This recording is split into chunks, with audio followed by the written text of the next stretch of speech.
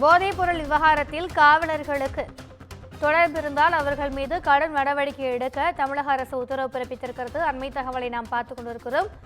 போதைப்பொருள் விவகாரத்தில் காவலர்கள் தொடர்ந்து கைது செய்யப்படக்கூடிய நிலையில் இந்த விவகாரத்தில் யாராக இருந்தாலும் கடும் நடவடிக்கை எடுக்க தமிழக காவல்துறை உத்தரவு பிறப்பித்திருக்கிறது. கூடுதல் விவரங்களை எமது செய்தியாளர் சுப்பிரமணியன் வழங்க கேட்கலாம். வணக்கம் சுப்பிரமணியன், இந்த உத்தரவு குறித்தான கூடுதல் விவரங்கள்.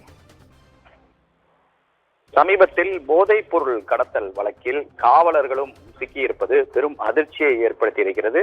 குறிப்பாக சென்னையில் வடபழனியில் அசோக் நகர் காவலர் ஜேம்ஸ், அதே போல அந்த மத்திய போதைப் பொருள் தடுப்பு பிரிவு காவலர்கள் சமீர், ஆனந்த், அதே போல நீலாங்கரையில் காவலர் பரணி ஆகியோர் கைது செய்யப்பட்டார்கள். நேற்று வண்ணாரப்பேட்டை காவலர் அருண் பாண்டியன் கைது செய்யப்பட்டிருக்கிறார். போதைப் பொருள் வழக்கில் தொடர்ந்து காவலர்கள் கைது செய்யப்படக்கூடிய சம்பவம் காவல்துறையிடையே பெரும் அதிர்ச்சியை ஏற்படுத்தி இருக்கிறது. இந்த நிலையில் தமிழக காவல்துறை அனைத்து காவல்துறை அதிகாரிகளுக்கும் ஒரு உத்தரவு ஒன்று பிறப்பித்திருப்பதாக காவல்துறை வட்டாரங்கள் தரப்பில் சொல்லப்பட்டிருக்கிறது.